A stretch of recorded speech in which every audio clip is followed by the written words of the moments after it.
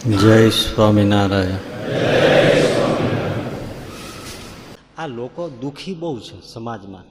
સત્સંગ કરતા હોય તોય દુઃખી હોય, ઘણા હોય, દુઃખ તો બહુ હોય. પણ એનો ઈલાજ એ છે ભજન. પણ ભજન નથી કરવું. દુઃખના ગાણા ગાવા છે બહુ જ. કોઈ મળ્યો નથી કે ગાણો શરૂ કર્યો નથી. રેકોર્ડ લોંગ પ્લે ઓલી આવતી ને તાવડી બાજુ કે પછી ચાલુ થઈ જાય. પણ એનાથી શું થાય?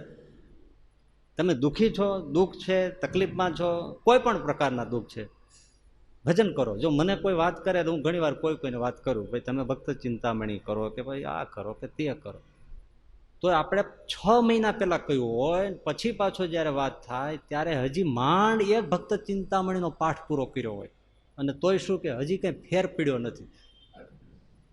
6 મહિનામાં તમે ડોક્ટરે તમને ગોળી આપી હોય, એ ગોળીને સુડીથી વાતરીને 6 મહિને તમે જરીક ખાવ તો કોઈ દર્દ જાય? અને પછી તમે ડોક્ટરની સામે થાવ કે તમે દવા આપીને સારું થયું નહીં, પણ 6 મહિનાથી તમે હજી એક ગોળી ખૂટવાડી નથી.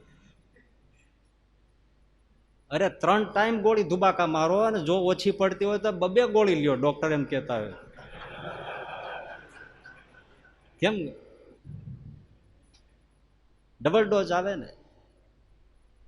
સામાન્ય રીતે શરૂઆતના પહેલામાં હતું ત્યારે તો જો અમે નાના હતા ત્યારે મેલેરિયા આવતો કોઈને, કેમોક્વિનની ત્યાં પટાવાળાની બધા ડોક્ટર MBBS આંટા મારતા સરકાર તરફથી, તો કેમોક્વિનની 2 ગોળી આપે, એક દી આ બીજે દી 2, પૂરું, સારું થઈ જતું.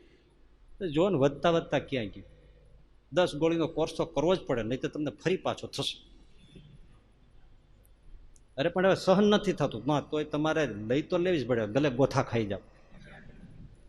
અને તોય તમે જુઓ તો પહેલે દિવસે તમને સવારે 2 આપે દૂધ સાથે, બપોરે 2 આપે દૂધ સાથે, સાંજે 2 આપે દૂધ સાથે, 250 મિલીગ્રામ લ્યો. આવી રીતે એક જ દિવસમાં 6 ગળાવે, પછી બધી એક ટાઈમે પૂરી કરીને આવી રીતે કરે ત્યારે તો કામ થાય છે. તો ભલા આપણે દુઃખ વધી ગયા હોય તો ભગવાનના ભજનની ગોળીઓ પણ ડબલ કરવી પડે, ટ્રિપલ કરવી પડે, વધારવો પડે ને ડોઝ. પણ આપણે ભોજન વધારીએ છીએ, ભજન વધારતા નથી. ભોજનમાં વેરાયટીઝ લાવીએ છીએ, ભજનમાં વેરાયટીઝ લાવતા નથી, અને માત્રાય વધારતા નથી. દુઃખ ક્યાંથી જાય? બહુ ગરમી વધે તો આપણે એસીમાં કુલિંગ વધારીએ છીએ કે નહીં? સીધું સાદું છે. પછી આ હમણાં જ એક ભાઈનો ફોન 2-3 દિવસ પહેલા હતો. મેં કીધું ભાઈ તમે આવું દુઃખ છે, હૈદબારું છે, તો સેજે તમારે ભક્ત ચિંતામણીના 11 પાઠ કર્યા પછી પૂછવું જોઈએ. તો તમે એક પાઠ 6 મહિને કરો ને પછી પાછું કે કંઈ થતું નથી, આમ તે કાંઈ દરદ મટતા છે. ભજનમાં જીવ નથી. ઈલાજ તો છે પણ ભજન કરવું નથી, તો સુખ ક્યાંથી મળે? બધું હશે ઘરમાં, જેને હું વાત કરું છું એ ભાઈને ઘરે બધું જ છે, પણ ભજન કરવું નથી.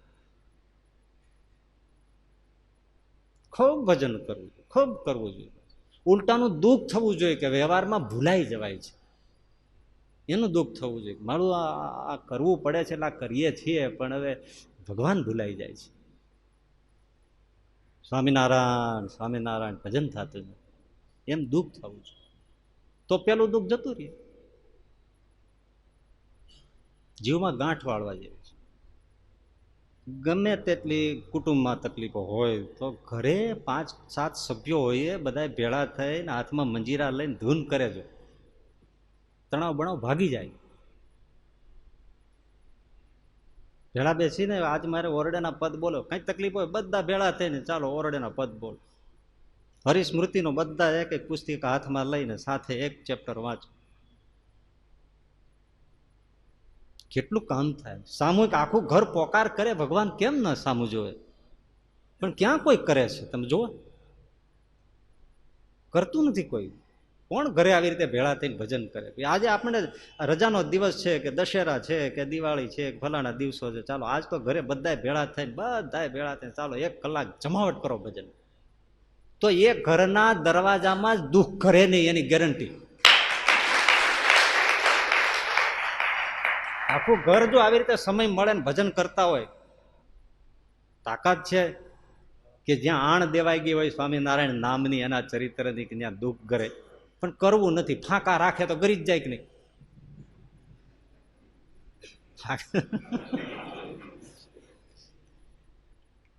બૈરા છોકરા સમેત બધાને જેમ કઈ એવો પર્વ હોય તો જલેબી ફાફડા ખાવા ઉપર તડપ હોય ને, કેરીની સિઝન ઉપર કેરીની તડપ હોય, રસ રોટલી પૂરી પૂરણપોળી જમાવટ કરી દો.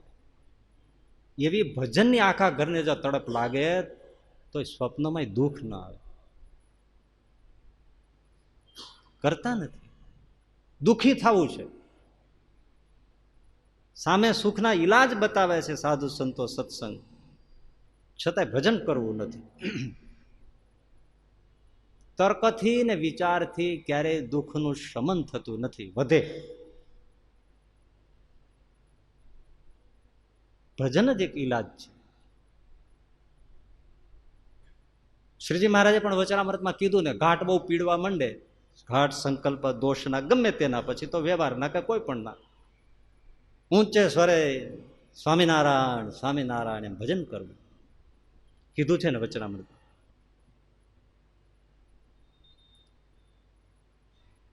અને શક્ય હોય ને તો જો બધા ઘરમાં બધા રાસ લેતા લેતા ભજન કરે ને, એ હળવા ભૂલ થઈ જાય. બારણું બંધ કરીને રાસ છે ને, એ સ્ટ્રેસ નસાવવાની બહુ મોટા મોટી ઔષધિ છે. કોઈ દિવસ રાસ લેનારો તણાવમાં હોય જ ના શકે. આ રાસ ભારતીયમાં સંસ્કૃતિમાં ભગવાન શ્રી કૃષ્ણ એને આ સંશોધન. પણ સ્ટ્રેસ તણાવ, માનસિક તણાવ સાથે કોઈ દિવસ રાસ લઈ શકાય નહીં. અને હોય તો શરૂ થાય પછી ટકે નહીં. રસની ધાર વહે એનું નામ જ રાસ. ભજન કરે જો આવી રીતે રાસ સાથે, નૃત્ય સાથે, ધુબાકા થાય. કરવા જેવું છે. કોઈ પણ ઘણા એવું કહેતા હોય છે, ભાઈ આવું હોય ને ત્યારે હું તો બારણા બંધ કરીને 10-15 મિનિટ એકલો એકલો નાચીને ધૂન લઈને ઉછળી કૂદીને મળું ભજન કરવા. શરીરે હળવું થઈ જાય ને, મને હળવું થઈ જાય ને, જીવ ચોખ્ખો થઈ જાય. લે પણ હવે આપણી તો કરણની કથાની વાત શું કરવી ભાઈ? આપણે ધૂનમાં આવીએ, મંદિરે આવીએ, ધૂનમાં બેઠા હોય તો મરેલા દે.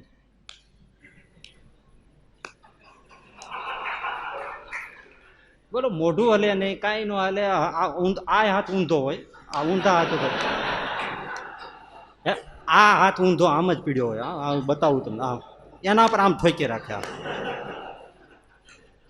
એટલે ભાઈ આ તાળી પાડીને ભજન કરવાનું શું કામ કીધું છે? કે સ્વામિનારાયણ સ્વામિનારાયણ ભજન કરો અને તાળી પાડો, હાથની રેખા ભૂસાઈ જશે.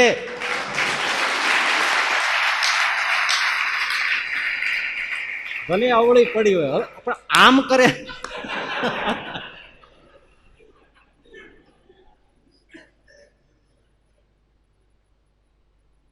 એટલે કોઈ કીધું છે ને, એક વાર તાળી પાડી હરીને પુકારી તો જો, તારી હાથની રેખાઓ બદલી જશે. ભજન કરવું જોઈએ. પણ આ વાત ભૂલાઈ જાય છે. અહીંયા તમે જો, આ દુઃખની જ વાત છે ને, કોઈ જગ્યાએ સભા હોય, ધૂન ભજન થાય પછી જ લોકો આવવાનો આગ્રહ રાખે. હજી તો ધૂન થશે ને. આના જેવી મોટામાં મોટી મૂર્ખામી કઈ? છતાંય આ કદાચ વર્ષોથી આની આ મૂર્ખાઈ બધા કરે છે. કે હજી તો ત્યાં જાશું, કીર્તન ભક્તિ થશે, ધૂન થશે, પ્રવચન શરૂ થાય પછી જાય. ભાઈ પ્રવચન કથા વાર્તા એ છે ને, શ્રીજી મહારાજે વચનામૃતમાં કહ્યું છે, ચારો છે. પશુ ચરવા જાય, પક્ષી ચણ ચરવા જાય, એ ચારો છે. અને ભગવાનની મૂર્તિમાં ખીલે ને માળામાં વિરામ કરવો તો જ જીવને શાંતિ થાય. પશુ ઘાસચારો ખાય પછી વાગોળે બેઠું એ બેઠું એક જગ્યાએ, તો જ એને પોષણ મળે ને તંદુરસ્ત થાય. ચારો ચરી લીધા પછી પશુ જો વાગોળે નહીં તો માંદું પડી ગયું. એનું પ્રમાણ અનંત કથા વાર્તાનો સારનો સાર એ ભજનમાં જોડાવું. કિમ નામ ભજનમ રસનમ નામ ભજનમ નામ રસનમ. ભગવાનની મૂર્તિનો, ભગવાનના ભજનનો રસ લેવો, એનું નામ જ ભજન, એનું નામ કથા વાર્તાનો સાર. સાંભળી સાંભળીને કરવાનું તો શું છે, ભગવાનમાં જોડાવવું ને. પણ આપણે શું કરીએ, ધૂનમાં આવીએ જ નહીં. પણ ધૂન શરૂ થાય ત્યારે આટલા બધા હોય તો સુખના ઈલાજથી જ ભાગ્ય છે, અને પછી સુખી થવું છે. તો એનો અર્થ શું થયો, કથા વાર્તામાં જે આપણને મોજ પડે એવી વાતો આવે, જોક્સ વધારે આવે, હળવી વાતો આવે, શું મજા આવી આજે, શું મજા આવી. તો આપણે ખાલી મનોરંજન માટે આવીએ છીએ, મનોમંથન માટે કે મનોને અંજન કરવા માટે નથી આવતા, અજવાળવા નથી આવતા.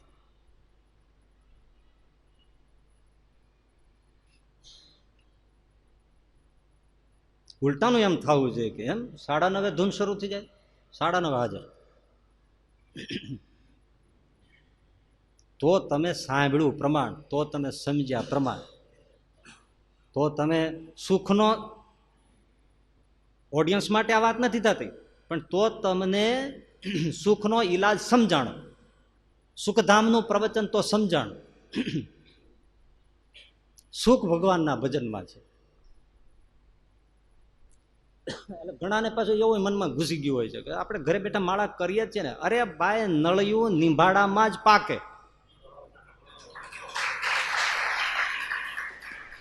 એટલે શું, મેં પેલા ન કહ્યું આખું ઘર બેસીને ભજન કરો તો તમારે એકે બારણામાંથી દુઃખ નહીં આવે. એકલા એકલા કરશો તો એવી મજા નહીં આવે.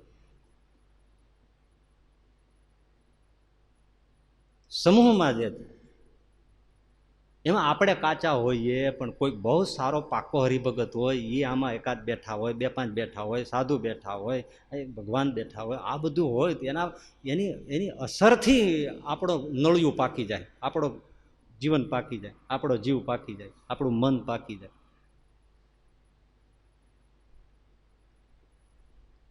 એકલા એકલા આપણે જોર કરીએ અને બીજાની અસર પડે, ફરક તો પડે ને.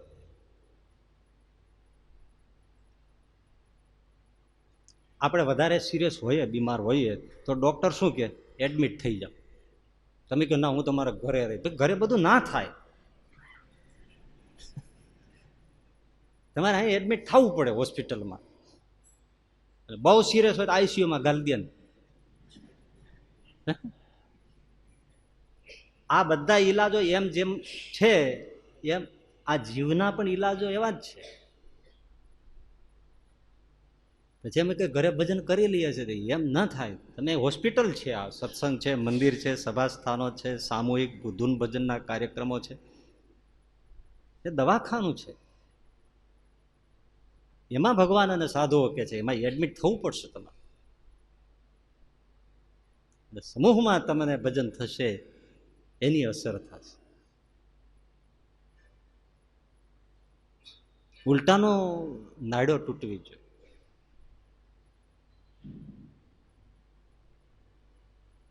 પણ નહીં કરે. જો તમે કોઈ લગભગ ખબર નહીં આ કેટલું બધું કળયુગનું છે.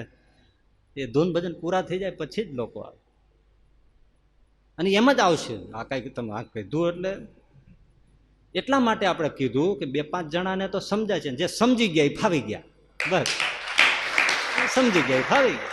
હવે બાકી તો કરડા મગ રહેવાના. એને તમે છે ને કઈ હમણાં અમારે એવા મગ આવી ગયા હતા, બાફી બાફીને મરી જાઓ તો દર કોળીએ એક કઈડું આવે. સવારથી 12 વાગ્યા સુધી તમે ગેસ ઉપર રાખો, પેલું હાવ દાળ જેવું થઈ જાય, પણ ઓલું કરડું મગ એવું ને નક્કર પાણા જેવું હોય. કદાચ પાણોય પોચો પડે, પણ એ કરડું મગ પોચું ના પડે હોય તો મગની સાથે જ હોય ને. એટલે આપણે એમ સમજવું નહીં કે અમને કથા વાર્તા અસર કરે જ છે. એ આપણે બધા બેઠા હોય એમાં જ કરડા મગ હોય. ગમે એટલું થાય ને, સભામાં આવે, કથામાં આવે, બધું જ કરે, પણ પાકે નહીં. અને પહેલેથી નક્કી કંઈક કર્યું હોય એને, કે સાધુઓ તો કે એને ધંધો છે કહેવાનો. એ આ ન કે તો શું બીજું કે શેર બજારની વાતો કરશે. એ તો આ જ. હવે આવું નક્કી કરીને આવ્યા, એ મગ કેવી રીતે બફાય?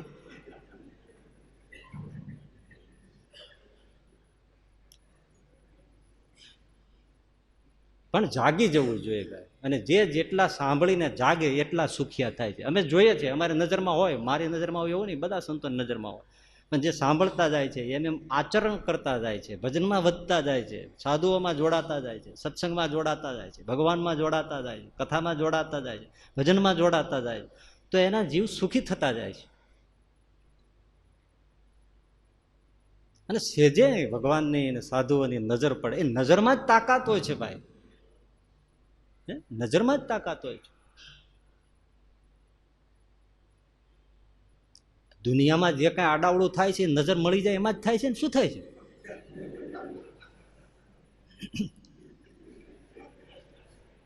તો એ નજરમાં જો આટલું બધું હોય કે માણસ અવળો થઈ જતો હોય, તો સહજાનંદ સ્વામીની સાધુઓની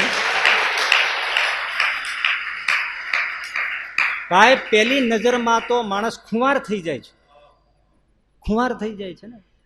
આજે જ નથી મેટ્રો પેલા છાપામાં બપોર પછીનું આવે એમાં કે છોકરીએ પોલીસ સ્ટેશનમાં જઈને એના મા બાપ સામે કેસ કર્યો, મારા બા બાપ મારા મમ્મી પપ્પાને જેલમાં પૂરી દો, એના ઉપર કેસ કરો, કેમ મને પરેશાન કરે, શું કામ પરેશાન કરે? તો કે મારે જેની સાથે નજર મળી છે એ એને ગમતો નથી. એટલે આ નજર પડે ને આવું થાય તો એમાં ખુંવાર થવાય. પણ આ ભગવાન અને સાધુઓની નજર પડે તો જીવ સુખ્યો થાય ને. હા.